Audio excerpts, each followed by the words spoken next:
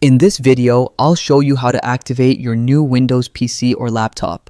If you've just bought a new computer and you see an Activate Windows message, it means your copy isn't activated yet.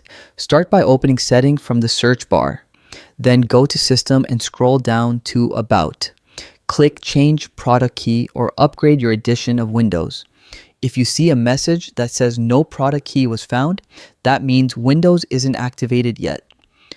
Click Change Product Key, enter your 25-character activation code, and follow the steps. If you don't have one, go to Microsoft.com, choose Buy Windows 11, add it to your cart, and complete the checkout. Microsoft will send you a valid product key by email. Then, go back to Settings Arrow System, Arrow Activation, enter your key, and hit Next. Your Windows will activate automatically. And remember, only buy keys from trusted sources to keep your PC secure.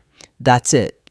You've successfully activated your Windows PC. Don't forget to like, subscribe, and check out our next video.